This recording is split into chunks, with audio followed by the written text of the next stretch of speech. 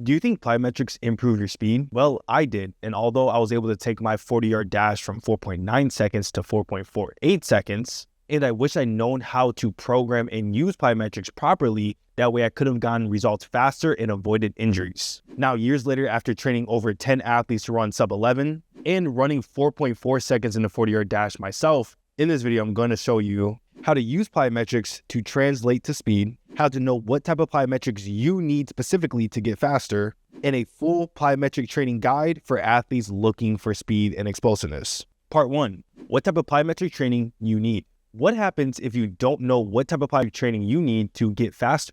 Well, you could get injured or you could see no gains even after years of training. But it's pretty simple once you understand what you need specifically. I'm going to break down 4 categories that most athletes fall into. Number 1 is they lack stiffness, but they're powerful. I like to call this heavy feet. Number 2, they lack stiffness and power. These are usually just beginner athletes who are weak and slow. Number 3, they have stiffness and power. This is usually either elite athletes or the average athlete. Most people watching this video will probably fall under this category. Number 4, they have stiffness, but they aren't powerful. These athletes usually have fast legs and they have good turnover speed, but they're not actually moving anywhere. And to tell what category you fall into, then you need to find what your reactive strength index score is. It essentially stands for jump height divided by ground contact time. So if you have an app such as My Jump app, or you know how to do the math with your Google phone, you need to make sure you're recording something at 60 frames per second or higher. Then essentially you're going to do a drop jump or multi-repeat pogo and then divide the jump height, or some people might say air time, divided by the ground contact time. My Jump app does this and it's like $2, and I'm not sponsored. You can also look up how to Google how to do reactive strength index with your iPhone for free, and there's probably 1,000 different ways you can try to figure it out. Now that you know how to do reactive strength index score, you need to know what category you fall into based on the score you get. And there's 3 general categories that I give based on the score you have.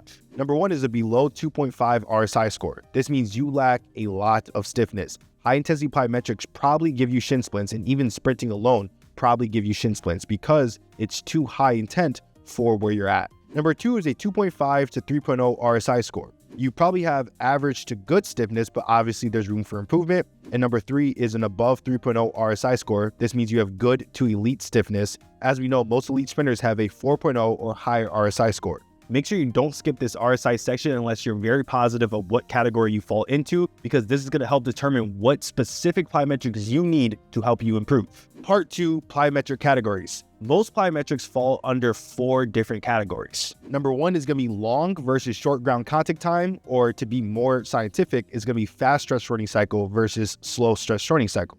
This refers to how much time your foot spends on the ground. If the time between foot contact and toe off is 0.15 seconds or less, that is considered fast stretch shortening cycle. If it takes 0.2 seconds to 0.4 seconds, that falls in the slow stretch shortening cycle category. Neither one is bad or good, they just both serve different purposes. Now, the second part of the plyometric categories is low versus high momentum and low versus high intent. Momentum and intent determine the difficulty of the plyometric movement and the type of explosiveness it develops. Generally, the more forward momentum you generate, the greater transfer to explosive movements. Example is max effort sprinting. This plyometric has the highest momentum built up, which means it has the highest transfer to sprints. Or a bound has high momentum because you're moving forward and getting off the ground fast, which means it has high transfer to sprints. On the other hand, the less momentum you use means your body experiences less eccentric rate loading and produces probably more concentric force to overcome what you're doing. A repeat standing vertical jump is stationary, while a repeat broad jump involves accepting and redirecting horizontal force. Both of these exercises improve acceleration speed, but repeat broad jumps would have way more transfer because you're accepting and redirecting horizontal momentum. If you want a free program to increase your speed but develop your ankle stiffness specifically, there is a plyometric program for free in the description. You just put in your email and I'll send it straight to you. So now let's separate the low intensity versus high intensity plyometrics. This goes hand in hand with momentum and velocity, but instead of explaining the science, let's look at some exercise examples. Number 1 is low intensity fast stretch shortening cycle plyometrics. Examples are going to be stuff like jump rope, low level hops, and extensive skips, whether it's forward, backwards, or sideways. This is something you could do daily because the intensity is low, but usually 3 to 6 days a week works perfectly fine as long as your body doesn't feel pain from it. Now, the second category is low intensity, slow stress shortening cycle plyometrics. Good examples would be extensive half squat jumps, extensive split stance jumps, oscillation hops. The third category is high intensity, fast stress shortening cycle plyometrics. Good examples would be hurdle hops, bounding, max effort single leg hops, max effort pogos, max effort sprints, def jumps, and max effort change of direction work like 1v1 football routes or 1v1 basketball. The goal of these plyometrics are usually to get off the ground fast and high. This will transform your speed, vertical jump, and deceleration, but you cannot do these daily. Usually, you only want to do these type of plyometrics 2 to 3 days per week. If you're extremely advanced, you could possibly do it 4 days a week.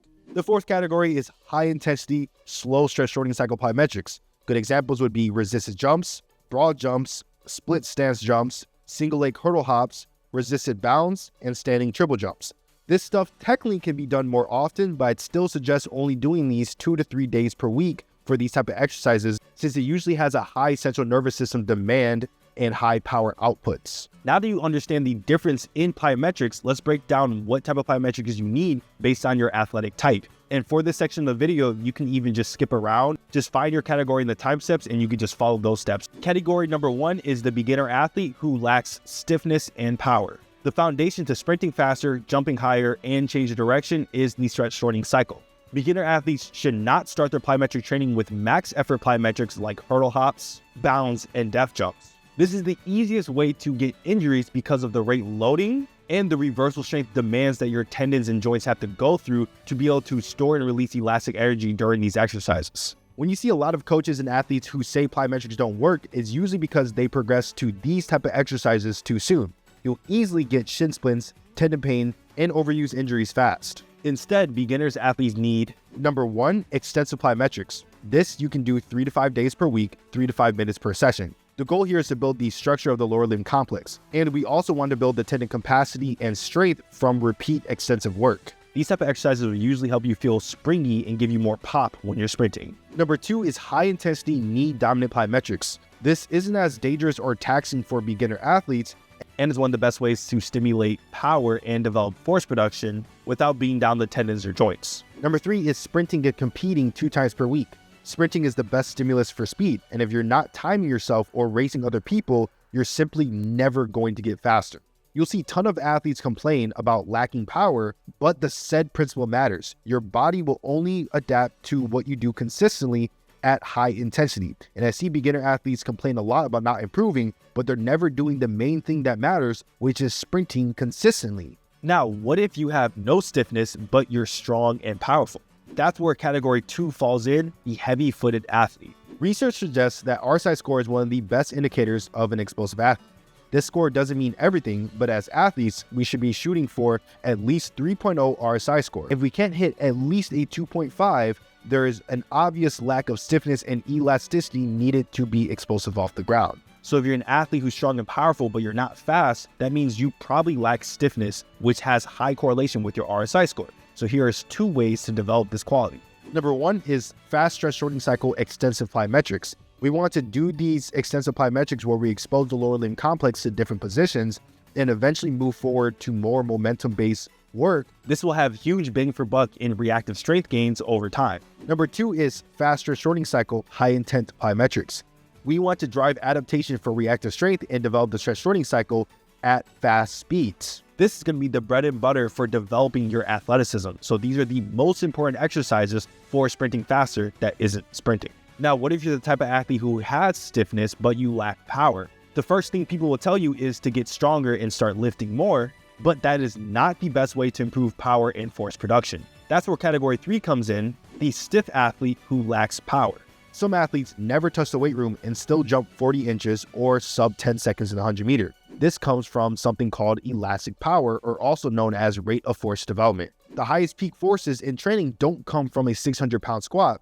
They come from sprinting, def jumps, and bounds. Also, the rate of loading matters. If a squat takes longer than 1 second to complete the concentric, it's completely useless for sprint speed. We want to be focusing on 0.4 to 0.6 second 1 rep maxes. But if you want to learn more about the strength training side of force production, then make sure you watch the video right here, or I'm going to link it at the end. So if plyometrics is one of the best ways to improve power, even if you have a lot of reactive strength, then we should probably be considering these 3 methods. Number 1 is high intent, fast plyometrics with momentum.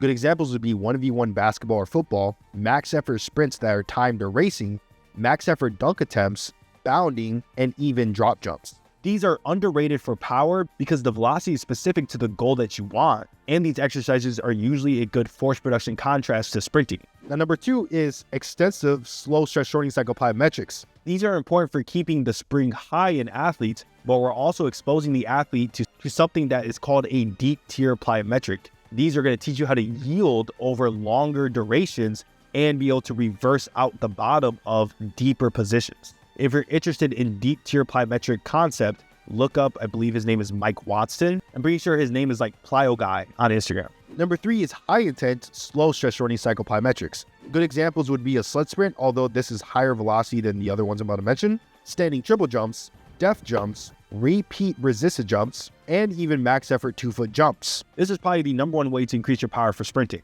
since we're challenging the force side of the power equation, but the velocity is still extremely high. But now, what if you're the athlete who has average stiffness and average power? That's going to be most athletes watching this video. Category 4, the average to above average athlete, or some people might just say the intermediate athlete. This is where most athletes fall. You're decent at lifting, decent at plyometrics, but not seeing major improvements. The key at this level is not doing more or new exercises, it's good programming. So I'm going to show you an example of how I structure workouts in phase 1 of the Speed Academy program to develop your stress shortening cycle by doing all 4 types of plyometric categories. Day 1 is going to be extensive plyometrics into max effort sprints, into hurdle hops, or an ankle dominant plyometric.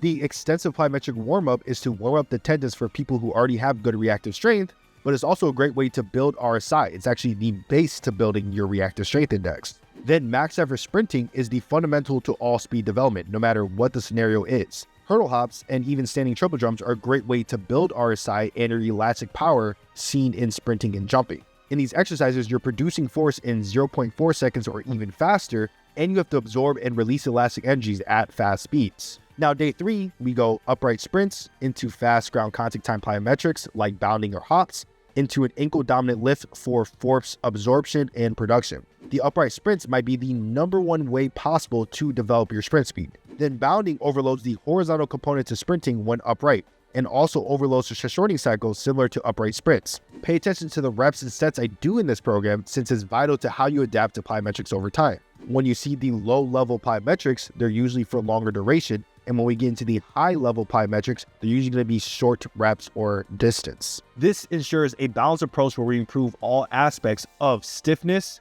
power, and force production. But the problem is, metrics are only one part of the equation. Strength training is still crucial for increasing your sprint speed and being a powerful athlete. So if you don't know how to combine plyometrics and strength training for speed, then watch this video right here on how to program strength training to sprint faster.